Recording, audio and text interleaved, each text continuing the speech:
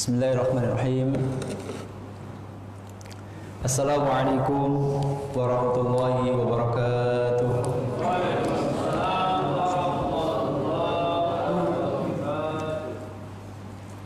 Alhamdulillahirabbil alamin wal 'aqibatu lil muttaqin wala 'udwana illa 'alal zalimin. Asyhadu an la ilaha illallah wahdahu la syarika lah, syahadatan tunji qailaha min 'adzabil jahim wa tudkhiluhu ila jannatin na'im.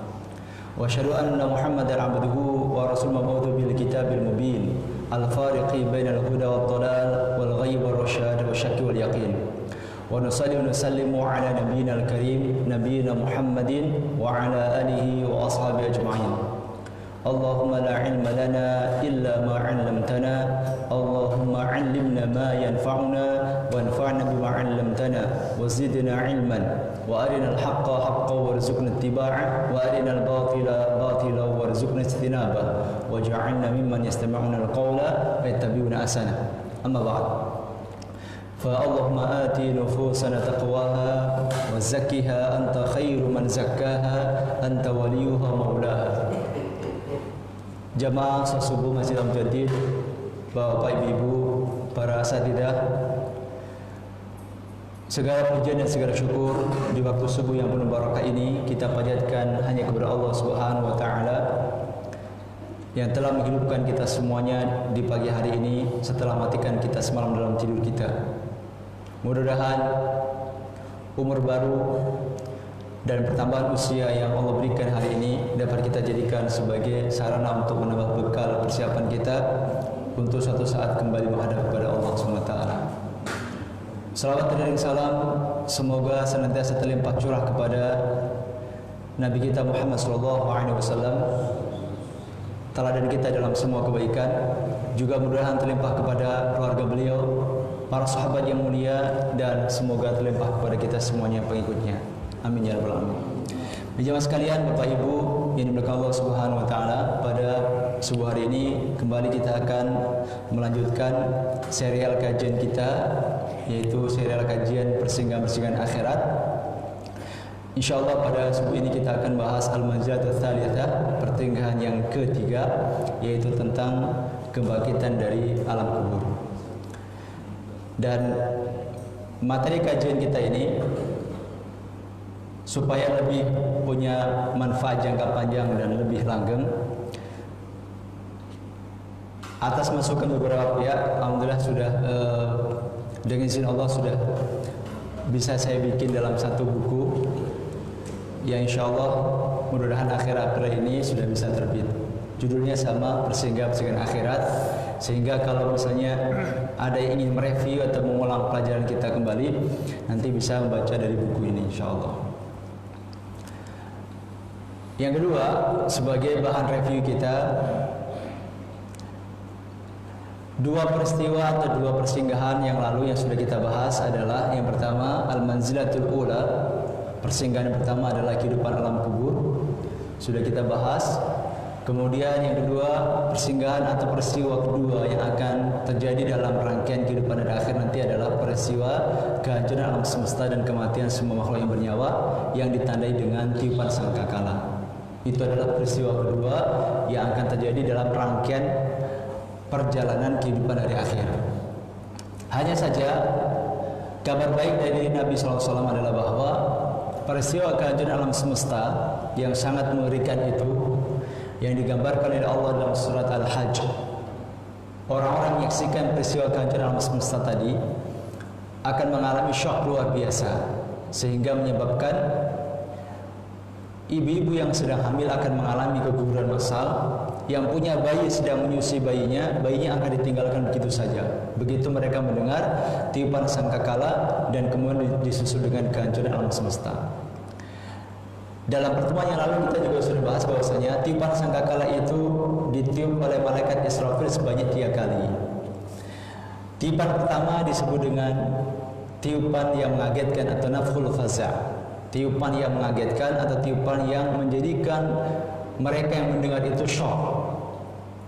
Itu tiupan pertama. Kemudian tiupan yang kedua adalah tiupan as-sa'id atau nafkhus sa'id. Tiupan yang menjadikan orang-orang yang mendengar itu mati semua.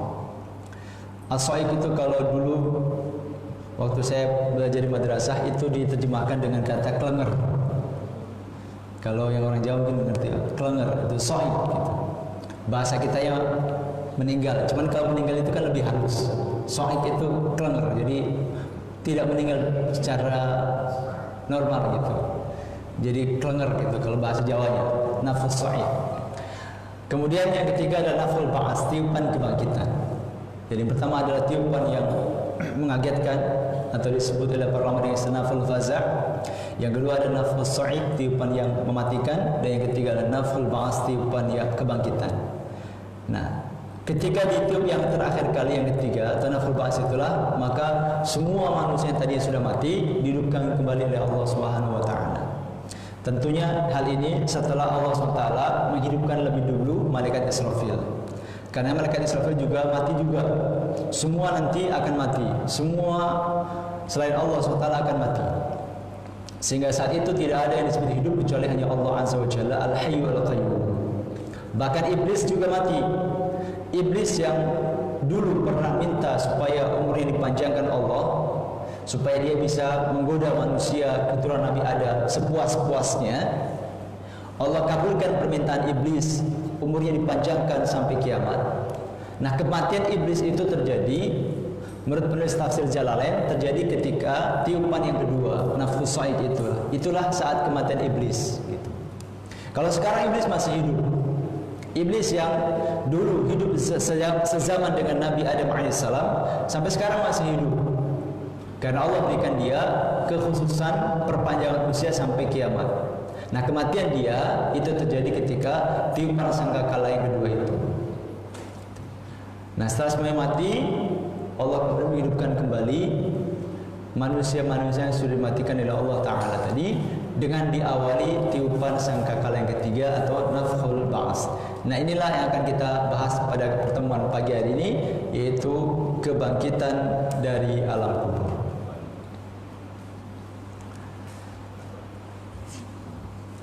Jadi peristiwa ketiga yang akan kita alami adalah peristiwa kebangkitan dari alam kubur setelah kematian semua manusia dalam tiupan kedua tadi. Ini peristiwa ketiga. Jadi dibangkitkan semuanya dari alam kubur. Nah, sebelum kita bahas tentang gambaran yang disampaikan oleh Allah juga Rasulullah SAW tentang bagaimana peristiwa kebangkitan dari alam kubur itu, terlebih dahulu saya ingin mengawali pembahasan kita dengan membahas adanya sebagian dari makhluk Allah Subhanahu wa taala yang tidak hancur setelah dikubur. Kalau normalnya semua manusia lazimnya umumnya ketika meninggal lalu dikubur maka jasadnya akan hancur. Pelan-pelan jasadnya membusuk kemudian hancur menjadi tanah. Itu normalnya. Itu yang lazim. Tetapi ada sebagian dari hamba Allah Subhanahu wa taala yang mendapatkan kemuliaan atau kemuliaan dari Allah meskipun jasadnya sudah dikubur ribuan tahun, tetapi jasadnya utuh. Siapa mereka? Yang pertama adalah para nabi dan para rasul. Para nabi dan para rasul adalah kelompok manusia yang mendapatkan kemuliaan dari Allah Subhanahu wa taala meskipun sudah meninggal dan dikubur ribuan tahun yang lalu, tetapi berdasarkan hadis Nabi SAW, hadis yang diriwayatkan oleh Imam Abu Dawud juga Imam Ibnu Majah dengan derajat sahih menurut Syekh Albani, bahwa para nabi dan para rasul itu jasanya tidak hancur. Rasulullah mengatakan, "Innallaha harrama 'alal ardi an ta'kula jasadal anbiya." Sesungguhnya Allah Subhanahu wa taala telah mengharamkan bumi untuk memakan jasad para nabi. Jadi tanah atau bumi itu dilarang oleh Allah Subhanahu wa taala untuk memakan atau menghancurkan, membusukkan jasad para nabi. Kalau jasad manusia pada umumnya begitu dikubur maka pelan-pelan mengalami pembusukan, kemudian pada akhirnya nanti akan membaur atau bercampur dengan tanah. Manusia asal muasalnya dari tanah akan kembali kepada tanah. Tetapi berdasarkan sabda Nabi SAW ini, para nabi dan para rasul itu jasadnya tidak hancur dimakan oleh tanah, tidak mengalami pembusukan setelah dikubur ribuan tahun lamanya. Ini sebuah kemuliaan yang Allah berikan kepada para nabi dan para rasul, bukan hanya ketika mereka hidup, tapi ketika mereka sudah meninggal dunia pun dimuliakan jasadnya oleh Allah Ta'ala, bahwa tanah pun tidak akan membusukkan jasad mereka. Ini beda dengan utuhnya jasad Fir'aun. Utuhnya jasad Fir'aun. Fir'aun jasadnya masih utuh sampai sekarang. Ketika dia tenggelam di Laut Merah dalam peristiwa pengejaran Nabi Musa, lalu Allah tenggelamkan Fir'aun dan juga para pengikut-pengikutnya. Lalu Allah selamatkan jasadnya yang tadi awalnya tenggelam di lautan, kemudian dilemparkan jasadnya ke daratan. Allah selamatkan jasad Fir'aun terlempar ke daratan. Nah, sampai sekarang jasad Fir'aun masih ada. Tetapi keberadaan jasad Fir'aun sampai hari ini yang masih utuh bukan sebagai bentuk kemuliaan dari Allah, tetapi sebagai bentuk pelajaran untuk manusia yang hidup setelah dia. Nah, kalau para nabi jasadnya dimuliakan, jasadnya dijaga tidak hancur dimakan oleh tanah karena sebagai bentuk kemuliaan dari Allah Subhanahu wa taala. Itu yang pertama. Yang kedua, jasad orang yang tidak hancur setelah dikubur adalah jasad orang yang mati syahid. Orang-orang yang mati atau meninggal dalam peperangan membela agama Allah Subhanahu wa taala juga termasuk orang yang jasadnya dijaga oleh Allah Ta'ala tidak mengalami kehancuran. Hal ini didasarkan kepada asar atau riwayat dari sahabat Nabi yang mulia Jabir bin Abdullah radhiyallahu anhu. Dan riwayat ini dimuat dalam kitab Sahih Bukhari nomor 1264. Jadi riwayat itu sahih bahwa sahabat Nabi Jabir bin Abdullah radhiyallahu anhu itu pernah menggali makam bapaknya. Menggali makam orang tuanya, bapaknya yang syahid dalam perang Uhud. Kita ingat bahwasanya dalam perang Uhud ini banyak sahabat-sahabat Nabi yang syahid, yang gugur. Pada babak pertama perang Uhud, kaum muslim mendapatkan kemenangan babak pertama. Tetapi dalam babak kedua mengalami kekalahan karena kekhilafan dari pasukan pemanah Nabi yang berjumlah lebih kurang 50 orang yang mendapatkan tugas untuk menjaga perbukitan. Beliau menempatkan 50 orang para pemanah-pemanah dan dengan satu pesan, kalian tidak boleh turun dari bukit-bukit ini apapun yang terjadi dengan kita. Kita menang atau kalah, kalian tetap di atas bukit. Itu pesan Nabi kepada 50 pasukan pemanah. Nah, di awal perang Uhud, Rasulullah dan para sahabat berhasil mengalahkan orang-orang kafir yang jumlahnya 3 kali lipat. Jumlah kaum muslimin lebih kurang 1000, jumlah orang-orang kafir lebih kurang 3000. Menang di awal. Nah, begitu melihat kemenangan yang besar dan banyak sekali ghanimah atau harta rampasan perang yang diraih oleh kaum muslimin, kuda, pedang segala macamnya, pasukan pemanah yang tadi di atas bukit tadi tergiur untuk turun, ikut ngumpulin harta rampasan perang. Maka mereka turun. Hanya tinggal beberapa orang saja yang tetap mematuhi perintah Nabi untuk standby di perbukitan.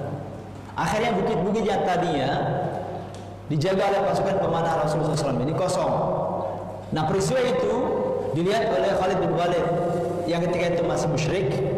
Akhirnya dengan sigap Khalid bin Walid mengajak beberapa anggota pasukan untuk mengambil alih bukit-bukit yang tadinya dikuasai oleh pasukan Islam. Maka kondisi berbalik.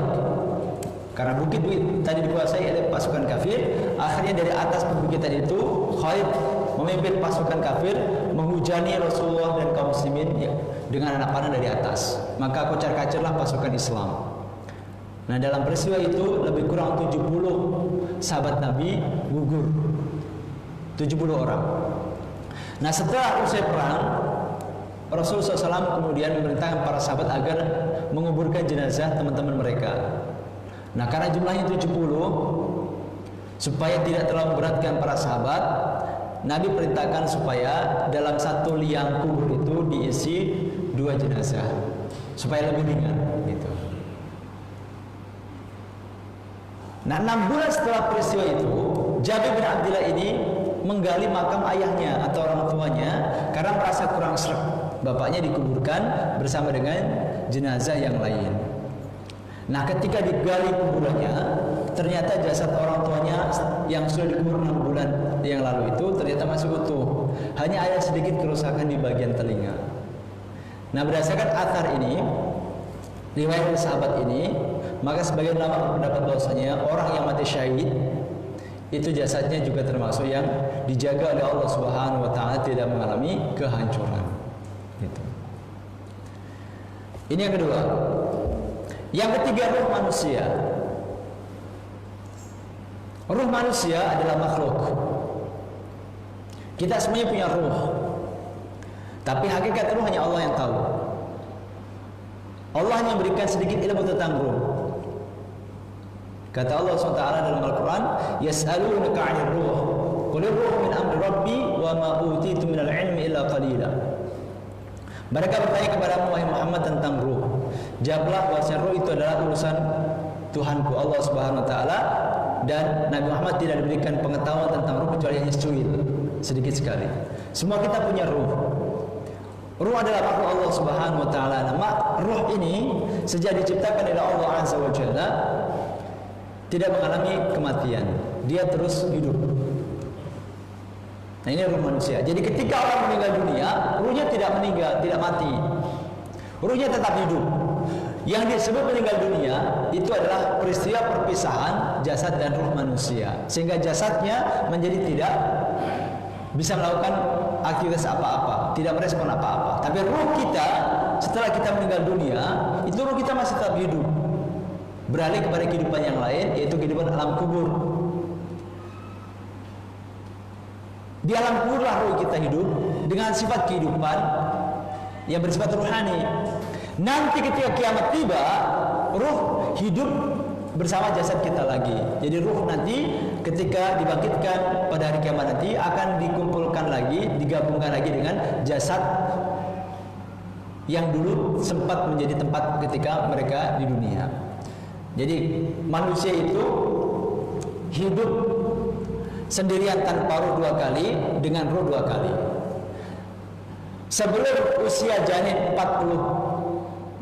bulan atau 120 hari, janin itu tidak ada ruhnya. Tapi ruhnya sudah diciptakan Allah. Karena ruh itu diciptakan Allah lebih dulu.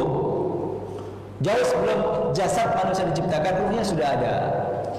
Nah, kemudian Allah ciptakan jasadnya. Dari 0 bulan sampai 4 bulan, menjelang 4 bulan, janin ini belum ada ruhnya. Baru setelah 4 bulan, ruh ini dimasukkan oleh Allah Subhanahu wa taala, bergabung lagi dengan jasad. Sampai hari ini, selama manusia masih hidup di dunia, maka dia hidup jasad dan ruh. Ketika ajal tiba, maka ruhnya meninggalkan jasadnya, sehingga kembali jasad sendirian. Ketika jasad tanpa ruh itulah kemudian mengalami kehancuran, tapi ruhnya tetap hidup. Nah, nanti ketika kiamat tiba, di hari kebangkitan, Allah masukkan kembali ruh itu ke jasadnya. Allah ciptakan lagi jasadnya, kemudian dimasukkan lagi ruhnya, sehingga di hari kiamat nanti manusia itu hidup jasad dan ruhnya. Nah, ruh manusia itu adalah makhluk Allah yang tidak akan hancur. Kemudian yang keempat, tulang ekor manusia. Tulang ekor manusia disebutkan dalam hadis Imam Muslim, inna fil insani azman la ta'kuluhu al-ardu abadan fihi yurakabu yawm al-qiyamah. Qalu ayu azmin huwa ya Rasulullah? Qal ajmul dhanab. Rasul mengatakan, sesungguhnya pada diri manusia ada satu tulang yang tidak dimakan tanah selamanya. Sesungguhnya pada diri manusia kita semuanya ada satu tulang yang meskipun kita sudah meninggal lalu dikubur, tulang itu tidak akan hancur untuk selamanya. Padanya manusia disusun kembali pada hari kiamat. Dari tulang itu nanti Allah menyusun ulang tubuh-tubuh manusia ketika dibangkitkan pada hari kiamat nanti. Para sahabat bertanya, tulang apa itu wahai Rasulullah SAW? Kata beliau, tulang ekor. Hadis sahih riwayat Imam Muslim. Jadi secara umum, ketika manusia telah meninggal dunia dikubur jasadnya hancur.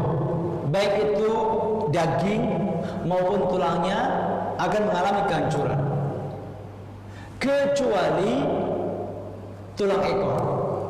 Nah, kalau tulang ekor ini dijamin oleh Nabi SAW tidak akan mengalami kehancuran selama-lamanya, karena Allah berkehendak nanti pada hari kiamat Allah akan menyusun ulang tubuh manusia itu dari tulang ekor ini.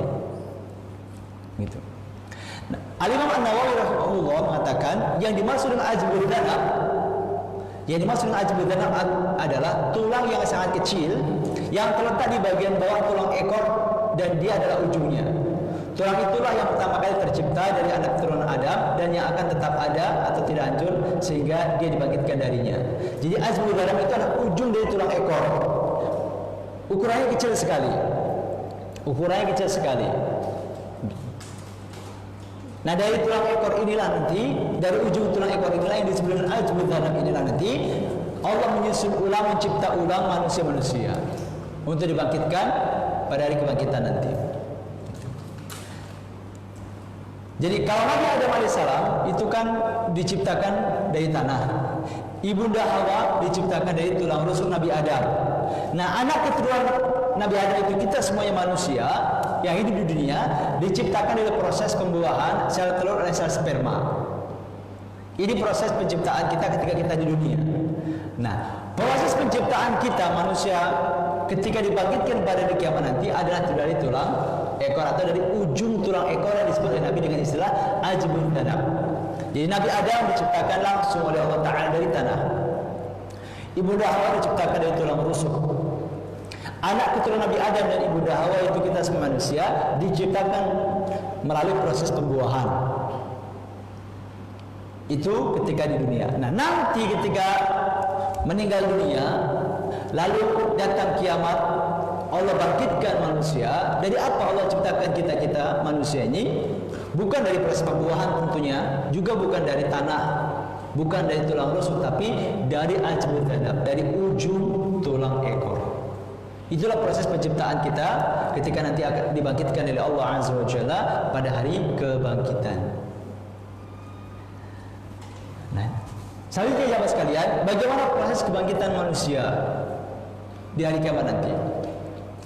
Proses kebangkitan manusia dari alam kuburnya diawali dengan diturunkannya hujan yang basahi bumi dan menumbuhkan jasad manusia dari tulang ekornya.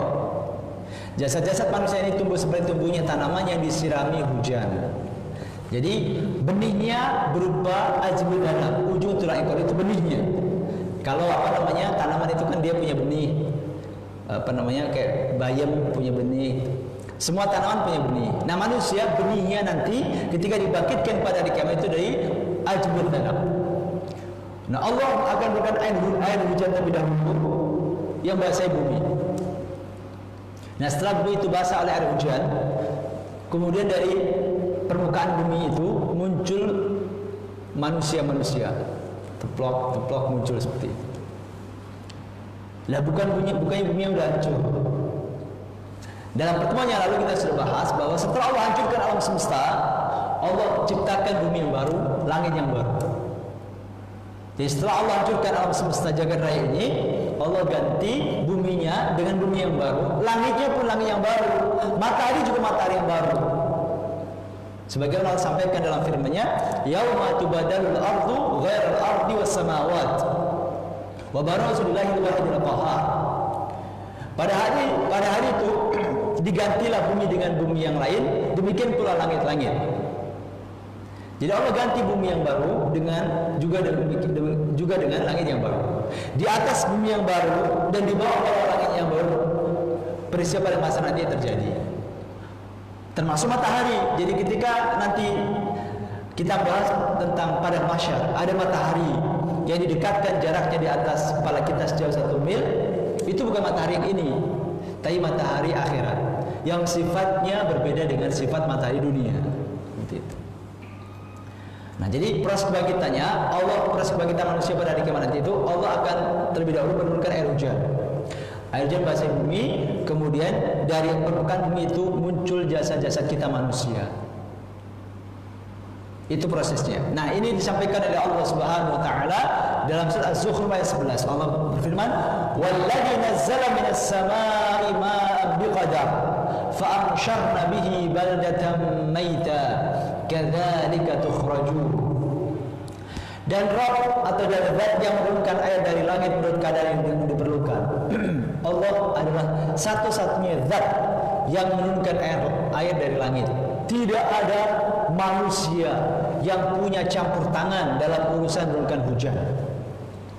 Gak ada istilah pawang hujan yang bisa menurunkan air hujan. Satu-satunya zat yang kuasa menurunkan air hujan atau menahan air hujan, menghadirkan panas atau menghadirkan mendung adalah Allah Subhanahu wa taala. Walladzi nazzala minas samaa'i ma'an biqadar. Dan Rabb, Tuhan yang menurunkan air dari langit berkadar diperlukan. Maka kalau misalkan ada orang punya akan mengadakan hajatan pernikahan atau khitanan misalnya, pas di musim hujan, dia berharap supaya hari H tidak hujan, maka jangan cari pawang hujan, tapi berdoalah kepada Allah Subhanahu wa taala, memohon supaya hari H tidak hujan. Karena Allah yang mengatur hujan. Allah yang mengatur hujan dengan keadaan yang diperlukan. Lalu kami hidupkan dengan air itu negeri yang mati. Yang dimaksud dengan negeri yang mati adalah tanah yang tadinya kering kerontang. Begitu Allah turunkan air hujan, maka tidak lama akan tumbuh rumput tanaman dari bumi yang tadinya sudah kering kerontang itu. Itu yang dimaksud dengan bumi yang mati. Kemudian Allah di akhir ayat mengatakan, kadzalika tukhrajun. Seperti itulah kamu akan dikeluarkan dari dalam kubur. Surat Az-Zukhruf ayat 11. Nah, hal yang senada disampaikan oleh baginda Nabi SAW dalam sabda beliau. Beliau mengatakan, summa yunzilullahu mataran ka'annahu tallu awidhil.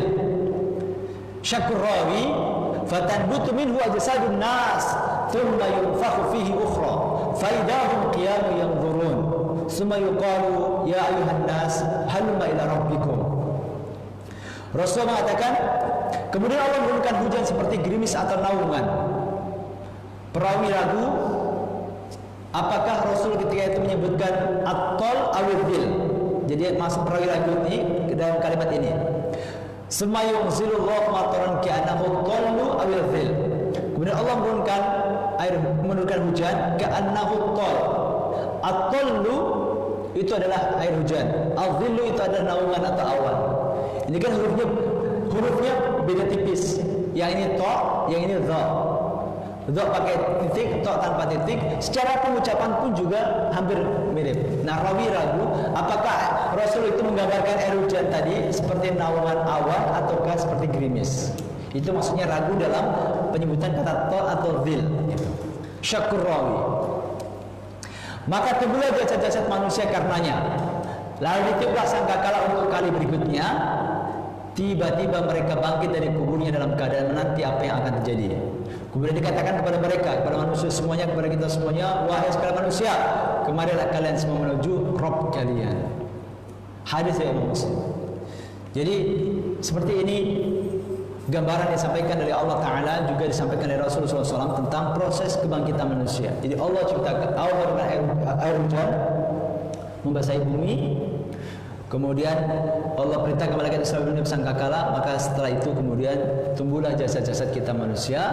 Setelah itu semua kita tanpa terkecuali akan bergerak menuju apa yang Allah inginkan, menuju kepada mahsyar. Semuanya, yang mukmin maupun yang kafir.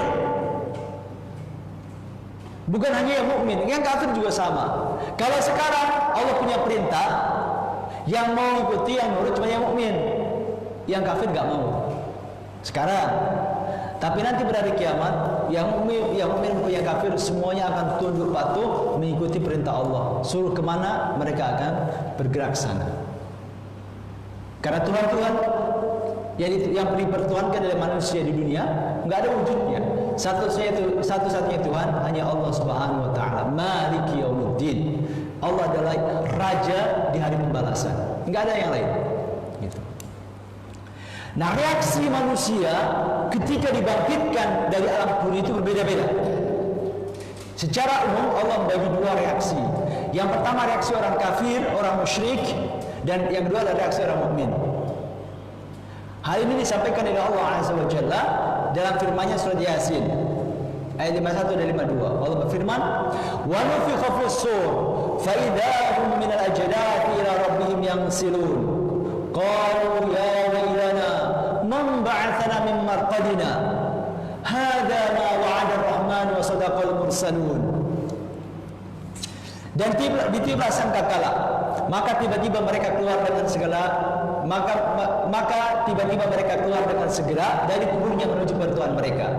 Ditiuplah sangkakala yang ketiga, yang terakhir. Begitu ditiup sangkakala yang ketiga atau sangkakala yang terakhir, maka tumbuhlah jasad-jasad manusia tadi. Nah, ketika mereka tumbuh, artinya dibangkitkan dari kematiannya dari dalam kubur itu, mereka berkata, aduhai, celakalah kami. Qalu ya wailana, mereka mengatakan, ya wailana, celakalah kami. Man ba'atsana min marqadina, siapakah yang membangkitkan kami dari tempat-tempat tidur kami? Hada ma wa'ada ar-Rahman wa sadaqal mursalun. Inilah yang dijadikan Tuhan yang Maha Pemurah dan benarlah rasul-rasulnya. Ayat ini, jemaah sekalian, Bapak Ibu dan Allah SWT, menjelaskan tentang reaksi dua kelompok manusia, yaitu kelompok orang kafir, orang musyrik, dan kelompok orang mukmin. Bagian yang saya beri warna kuning ini, mereka berkata, qalu ya wailana man ba'atsana min marqadina. Ini adalah reaksi orang kafir atau orang musyrik. Begitu mereka dibangkitkan dari alam kubur, mereka kaget. Mereka menutup diri mereka sendiri. Qalu, mereka mengatakan, ya wailana, celakalah kami. Waduh, payah ini. Mereka menutup diri mereka sendiri, mengatakan celaka. Man ba'atsana min marqadina, siapa yang telah bangkitkan kami dari tidur kami? Mereka orang kafir, orang musyrik kaget, kok hidup lagi kita ya? Padahal kita tadi sudah mati. Itu reaksi orang kafir. Apa yang dimaksud dengan dibangkitkan dari tidur? Yang dimaksud tidur dalam ayat yang mulia tadi adalah tidur di antara dua tiupan. Di antara dua tiupan sekala. Kan tiupan ada 3 kali. Tiupan pertama, tiupan mengagetkan. Setelah itu 40 berikutnya, ada mengatakan 40 tahun atau 40 bulan, disusul dengan tiupan yang kedua, tiupan yang mematikan. Nah, setelah tiupan mematikan, ditiup yang ketiga, tiupan kebangkitan. Nah, jarak antara tiupan kedua dan ketiga itu orang kafir mati. Mereka merasa seolah tidur. Maka begitu ditiup yang ketiga kalinya, tiupan sangkakala kebangkitan, mereka kaget, lah, kok kita hidup lagi ya? Aduh, payah ini, repot ini. Ya wailana. Itu reaksi orang kafir, mereka kaget dan mereka menutup diri mereka sendiri dengan mengatakan, ya wailana, celakalah kami. Nah, kemudian bagian terakhir ayat ini itu menjelaskan reaksi orang mukmin. Jadi yang bagian akhir yang berwarna putih ini, hada ma wa'ada ar-Rahman wa sadaqal mursalun. Inilah yang dijadikan Tuhan yang Maha Pemurah dan benarlah rasul-rasulnya. Ini adalah ungkapan orang mukmin. Jadi satu ayat tapi berisi 2 ungkapan kelompok manusia yang berbeda. Orang mukmin ketika dibangkitkan, mereka langsung ingat, oh iya, betul, Allah dulu sudah pernah bilang bahwa kita nanti akan dibangkitkan. Rasul sudah pernah menyampaikan kepada kita bahwasanya memang kita nanti akan dibangkitkan. Benar ternyata. Itu reaksi orang mukmin. Mereka udah gak kaget lagi karena mereka percaya dengan hari kebangkitan. Oh benar ternyata.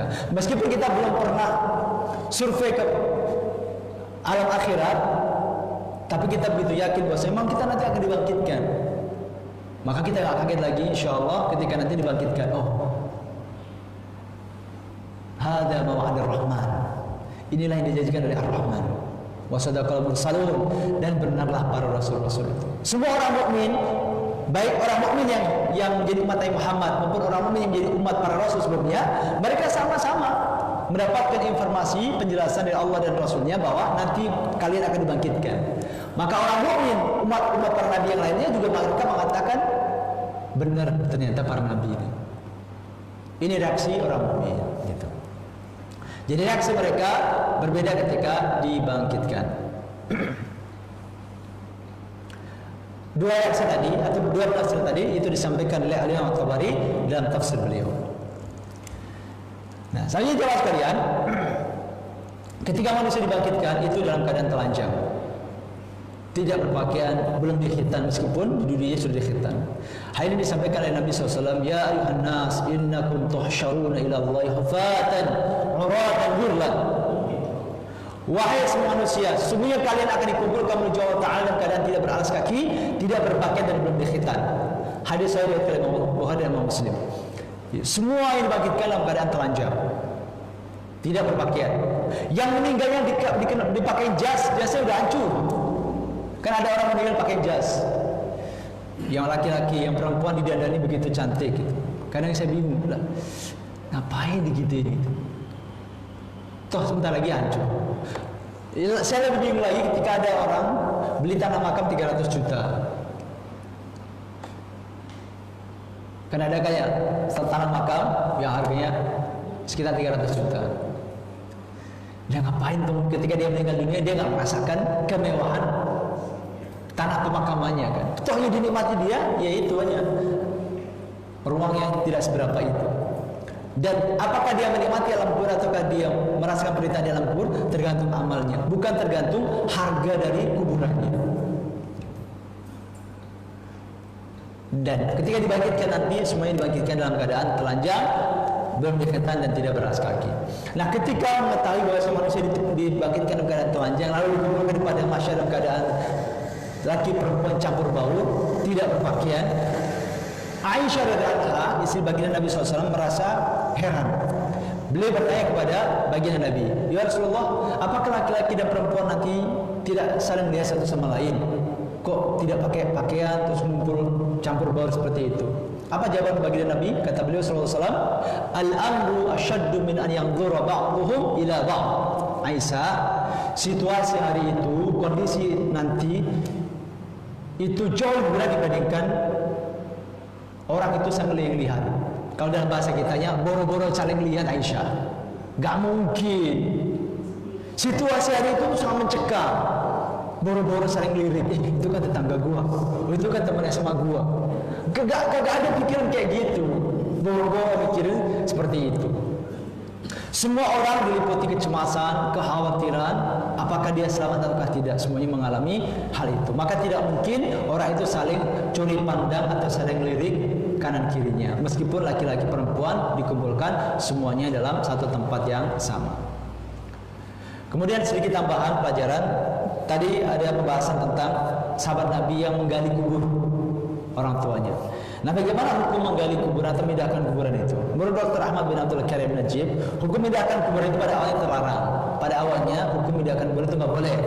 Namun yang menjadi boleh jika ada sebab-sebab yang dibenarkan oleh syariat. Apa di antara sebab-sebab dibolehkannya kuburan itu dipindahkan dari tempat asalnya? Yang pertama, sebab yang membawa kemaslahatan untuk mayit. Sebab yang membawa kemaslahatan untuk mayit. Misalnya tanahnya runtuh, keluar air terus dari kuburannya, tanahnya becek, atau di daerah tersebut banyak binatang buas yang sering membongkar kuburan atau alasan yang lainnya. Itu dibolehkan untuk kemaslahatan si mayit. Meskipun lah kan dia nggak rasain apa-apa udah meninggal, tapi kita orang mukmin itu kan tetap diharuskan untuk menghormati orang tua kita atau almarhumah. Bahkan kita masuk kubur pun disuruh mengucapkan salam. Ini ada, gitu. Jadi boleh memindahkan kuburan. Di antara alasannya adalah untuk kemaslahatan kebaikan mayit. Misalnya kuburannya rawan longsor, keluar air terus dan lain sebagainya. Atau rawan pencurian. Memang ada pencurian kain kafan ada. Saya pernah mendapatkan kisah, ini kisah beneran. Ada seorang cari pesugihan. Dia seorang pengusaha angkutan terbesar di Jogja. Dia ingin segera sukses. Dia datang ke dukun. Kata dukunnya, kalau mau sukses, kamu harus mengambil kain kafan orang yang baru meninggal. Dikerjain. Dia cari informasi di mana ada orang yang baru meninggal. Malam-malam dia gali kuburan sendirian, dia curi kain kafan itu. Sendirian. Karena nggak mungkin dia ngajak anak buahnya. Kalau ngajak anak buahnya geger. Oh, bapak itu kan saya tahu ceritanya. Sukses kan karena nyuri kain kafan, bocor nanti kemana-mana. Dia gali sendiri kuburannya. Nah, setelah dia mendapatkan kain kafan itu, memang secara kasat mata, dan karena rezeki itu kan hanya Allah yang mengatur. Secara kasat mata usahanya itu maju, sehingga usaha transportasinya itu yang terbesar di Jogja. Tapi sejak itu dia kehilangan ketenangan. Dia kalau tidur malam itu selalu bermimpi didatangi oleh orang yang punya kain kafan itu. Setiap tidur selalu bermimpi didatangi oleh yang punya kain kafan itu. Dimanapun dia tidur di rumah seperti itu, akhirnya dia tidur ke hotel. Orang kaya kan bebas tidur di hotel, suka-suka dia. Di hotel juga mimpi. Satu-satunya tempat yang kalau dia tidur nggak didatangi, agak bermimpi bertemu dengan orang yang punya kain kafan itu adalah di masjid. Akhirnya dia sering tidur di masjid. Padahal dia orang kaya. Yang nggak tahu dipikir dia soleh. Orang apa itu kaya tapi tidurnya sering di masjid. Padahal ngapain dia tidur di masjid? Biar bisa merem, biar nggak mimpi didatangi oleh orang yang punya kain kafan itu. Maka sering dia tidur di masjid. Tapi lama-lama dia lelah. Bagaimana nggak lelah? Orang nggak bisa tidur. Lelah akhirnya. Akhirnya dia ingin bertaubat. Dia datang kepada seorang ustadz minta diruqyah. Akhirnya diruqyah. Setelah diruqyah, alhamdulillah beliau mulai bisa tidur. Gitu. Tapi memang secara kasat mata itu usahanya pelan-pelan menurun. Sampai akhirnya bisnya, PO-nya, usaha terpaksa itu mati. Tapi memang dia jiwanya itu jiwa pebisnis. Tidak lama setelah itu dia bisa merintis kembali bisnisnya. Ada orang yang seperti itu, nyuri kain kafan gitu. Nah, kuburan itu boleh dibongkar diantaranya untuk kemaslahatan mayit. Yang kedua, tanah pemakaman tersebut ternyata bukan haknya, bukan milik almarhum. Misalnya tanah hasil gosok mengambil milik orang dengan cara yang tidak dibenarkan syariat, atau dimakamkan di tanah orang lain sementara pemiliknya tidak merelakannya. Dalam kondisi ini mayat boleh dipindah kuburannya ke tanah yang lain. Misalnya ada tanah kosong, udah lama kosong gitu. Tiba-tiba ada suatu hari ada orang meninggal dunia dikuburkan di situ. Udah kubur di sini aja, nggak usah jauh-jauh. Tanah kosong ini kayaknya nggak bakalan didatangi yang punya. Ternyata beberapa tahun kemudian yang punya datang. Lu ini ada kuburannya. Akhirnya harus bongkar karena itu bukan tanah milik almarhum atau almarhumah. Itu boleh dibongkar boleh. Yang ketiga, pemilihan untuk maslahatan umum. Seperti memperluas masjid, jalanan yang tidak memungkinkan untuk dialihkan ke yang lain, atau kebutuhan umum yang sama desa lainnya. Hal ini disebutkan dalam hadis dari Anas bin Malik radhiyallahu anhu tentang kisah pembangunan Masjid Nabawi oleh Rasulullah SAW. Jadi cerita tentang pembangunan Masjid Nabawi itu, dulu lokasi tempat pembangunan Masjid Nabawi itu ada kuburannya, lalu dibuka oleh Rasulullah SAW. Jadi ketika Nabi SAW akan bangun Masjid Nabawi, beliau memerintahkan kepada beberapa sahabat untuk membongkar kuburan orang-orang musyrik yang ada di tempat itu. Setelah dibongkar kuburannya, kemudian baru dibangun Masjid Nabawi. Ini riwayatnya disebutkan dalam hadis dalam Sahih Bukhari. Nah, ini jamaah sekalian, pelajaran tambahan tentang bolehnya memindahkan kuburan dengan 3 sebab atau alasan. Yang pertama adalah untuk kemaslahatan si mayit. Yang kedua, jika tanah itu bukan milik atau bukan hak dari mayit. Yang ketiga, untuk kemaslahatan umum yang mendesak. Itu dibolehkan. Allahu a'lam. Demikian jamaah sekalian yang bisa saya sampaikan pada kesempatan pagi hari ini, pembahasan al-manzilatu ats-tsalitsah, persinggahan yang ketiga, yaitu tentang kebangkitan dari alam kubur. Semoga Allah SWT menjaga kita semuanya dalam kehidupan ini dan mewafatkan kita dalam keadaan husnul khatimah. Amin amin ya rabbal alamin. Demikian jamaah sekalian, sebelum saya akhiri, barangkali ada yang mau ditanyakan, mohon. Silakan. Waalaikumsalam warahmatullahi wabarakatuh. Ada agama lain yang meninggalnya dikremasi. Itu kalau pulangnya gimana, pulang ekspor yang hari ini? Makasih. Iya. Ada sebagian pemeluk agama dengan keyakinan mereka mengkremasi atau membakar jasad pemeluk agama mereka sampai menjadi abu. Abunya dibuang ke lautan katanya, atau disimpan di botol. Intinya dibakar lah ya, seperti itu. Bagaimana dengan hadis Nabi yang mengatakan bahwa tulang ekor itu tidak akan hancur dimakan oleh tanah? Nah, pertama, tulang ekor itu ukuran kecil.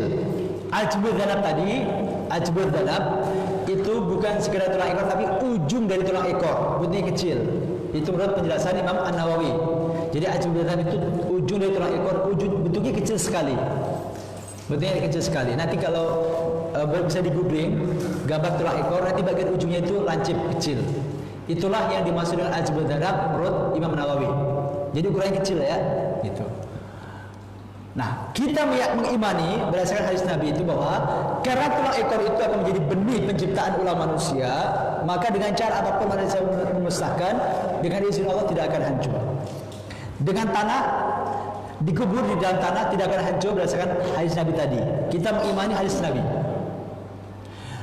Bagaimana kalau dibakar? Nah, saya pernah mendapatkan informasi dari salah seorang jamaah bahwa ternyata tulang ekor itu dibakar dalam panas api 8000 derajat Celcius itu tidak hancur. Dibakar dalam api dengan derajat 8000 derajat Celcius itu tidak hancur. Jadi saya meyakini bahwa dikremasi sekalipun tidak hancur. Karena kremasi itu kan panasnya saya rasa tidak sampai 8000. Kan normal kan panas bakar tubuh manusia kan panasnya normal kan. Ini 8000 derajat Celcius tidak akan menghancurkan tulang ekor. Gitu. Nah karena bentuknya kecil, ketika jasad itu sudah hancur misalkan dalam bentuk gundukan abu, kan mungkin aja sangat mungkin sekali dia nyelip, dia pikir udah jadi abu semua, padahal masih ada tulang ekor di situ. Intinya kita mengimani sabda Nabi bahwa tulang ekor itu akan menjadi benih dari penyusunan ulang tubuh manusia ketika dibangkitkan nanti. Dan beliau mengatakan tidak akan dimakan oleh tanah selama-lamanya. Bagaimana kalau dikremasi atau dibakar? Menurut informasi yang pernah saya dapatkan dari seorang jamaah, dia tidak hancur meskipun dibakar 8000 derajat Celcius. Ini semakin menguatkan keimanan kita tentang sabda-sabda Nabi kita SAW. Kira-kira begitu Pak ya? Ada lagi? Fadhal. Assalamualaikum warahmatullahi wabarakatuh. Waalaikumsalam warahmatullahi wabarakatuh. Saya tertarik dari yang Ustaz ceritakan tentang seorang pengusaha sukses dan di Jakarta yang secara kasat mata dia kayanya dengan cara mengambil kain kafan di kuburan. Iya. Itu memang terjadi ya? Kenapa? Nyata ya? Iya, saya mendapatkan kisah itu dari seorang ustadz di Jogja. Iya. Nah, pertanyaan saya gini, tadi Ustaz mengatakan bahwa satu-satunya tempat yang menjadikan dia bisa tidur dengan tenang adalah dia tidur di dalam masjid. Iya, di masjid. Nah, terkait dengan kondisi kita saat ini, COVID-19 ini, jenazah arwah roh dia yang seperti itu pun dia nggak berani masuk ke masjid mengganggu orang yang melakukan hal itu. Nah, sekarang bagaimana hal dengan COVID-19 itu, Ustaz? Terima kasih. Pertanyaannya berat. Ya, itu apa yang dialami oleh oknum tadi, pengusaha tadi, itu kan pengalaman hidup ya. Pengalaman hidup atau istilah kerennya adalah pengalaman spiritual, gitu. Pengalaman spiritual. Itu tidak bisa menjadi dalil karena yang mengalami bukan nabi, tapi manusia biasa. Itu pengalaman dia tidak bisa tidur kecuali di masjid. Karena ketika di masjid dia tidak didatangi oleh orang yang punya kain kafan tadi. Itu sekali lagi pengalaman spiritual seorang manusia biasa, bukan nabi, sehingga tidak bisa dijadikan dalil. Tapi ini nyata, fakta yang menceritakan kepada saya itu seorang ustadz dan saya kenal baik beliau, insya Allah bisa dipercaya. Bagaimana dengan COVID? Virus, apakah dia takut atau tidak masuk ke masjid? Gitu. Ada satu kisah ini ditulis oleh Imam Ibnu Hajar Al-Asqalani dalam kitab Badrul Ma'un. Di zaman Imam Ibnu Hajar itu pernah terjadi wabah, tidak corona tentunya, wabah, intinya seperti itu, seperti wabah. Ketika itu penguasa atau raja ketika itu memerintahkan supaya kaum muslimin mengadakan istighotsah. Kalau istilah kita sekarang menyebut istighotsah. Sebelum istighotsah dianjurkan agar semuanya puasa 3 hari, puasa sunnah. Apa yang disampaikan oleh raja ketika itu mendapatkan dukungan dari para ulama karena dianggap sebagai sesuatu yang baik, ikhtiar untuk menghilangkan wabah. Tapi di antara ulama yang tidak mau ikut adalah Imam Ibnu Hajar Al-Asqalani. Beliau tidak mau. Beliau khawatir itu terjadi fitnah. Iya kalau nanti berhasil, kalau enggak, kira-kira begitu. Nah setelah terjadi istighotsah, sebelum istighotsah itu yang terkena wabah 40 orang. Yang terkena wabah 40 orang sebelum istighotsah. Setelah istighotsah itu yang terkena 1000 orang. Gitu. Jadi kalau soal wabah itu wabah tidak pandang bulu dan juga mungkin tidak pandang tempat. masjid ataupun jalan raya sama-sama. Jadi ketika ada himbauan misalkan sebaiknya tidak ke masjid, kalau misalkan ada yang mengikuti boleh itu, kita apresiasi, kita hormati. Tapi kita misalnya meyakini, insya Allah daerah saya aman, misalkan, ya tidak apa-apa. Toh, fatwa MUI misalnya, itu kan merinci kondisinya kan ya. Jadi tidak semua sekarang ini dilarang kaum muslimin untuk jamaah, kan tidak semuanya kan. Tapi kan ada rinciannya. Di antara yang jelas dilarang adalah kalau wilayah kita wilayah zona merah, itu memang dilarang. Termasuk yang juga dilarang adalah yang ada gejala sakit-sakit, itu juga dilarang. Tapi kalau zonanya hijau atau kuning, itu kan belum dilarang secara mutlak. Tapi intinya kesimpulannya tidak ada atau minimal saya belum tahu ada nas yang menyebutkan bahwasanya rumah Allah masjid ini aman dari penyakit, tidak ada. Maka monggo saja kita mengikuti saran para ulama yang berkompeten, yang mengikuti MUI silakan. Yang misalkan tidak, kita saling menjaga, saling menghormati satu sama lain. Jangan sampai ini menjadi sebab konflik baru di sebagian masjid. Saya punya tetangga, saya punya kawan sejak kasus ini itu dia merasa dikucilkan oleh masyarakat. Nah itu kan tidak baik gitu. Wong yang ke masjid juga ngikutin keyakinannya, yang tidak ke masjid juga ngikuti keyakinannya, dan semuanya ada dalilnya. Mudah-mudahan apa yang kita lakukan semuanya diterima oleh Allah Subhanahu Wa Taala. Yang tidak ke masjid pada biasanya ke masjid, mereka mendapatkan pahala normal. Yang kita yang ke masjid juga tetap mendapatkan pahala karena kita ke masjid itu. Kira-kira seperti itu. Jadi kalau soal COVID atau virus yang lainnya, tidak ada nas atau minimal saya tidak tahu ada nas yang menjelaskan bahwa rumah Allah masjid ini aman atau kali dari virus corona. Maka yang kita bisa lakukan adalah ikhtiar, seperti misalkan menggulung karpet. Ada lagi masjid yang berlakukan dia Jumatan, tapi semua jamaah harus pakai masker. Di halaman masjidnya dijaga, semua yang datang harus pakai masker. Yang nggak bawa masker disediakan di koperasi masjid. Saya ngalamin sekali, semuanya suruh beli masker di masjid. Di dalam masjidnya di jarak satu ubin besar ini satu jamaah. Khotibnya khutbah itu pakai masker. Saya mengalami ya sekali. Itu ikhtiar. Jadi monggo saja. Awal langsung. Oke. Ya. Cukup. Baik, selesai itu jam sekalian. Semoga bermanfaat kita semuanya. Mari kita akhiri pertemuan kita pada pagi ini dengan baca hamdalah dan doa majelis. Alhamdulillahirabbil alamin. Subhanaka Allahumma hamdika asyhadu an la ilaha illa anta astaghfiruka wa atubu ilaik. Jazakumullahu khairan. Assalamualaikum warahmatullahi wabarakatuh.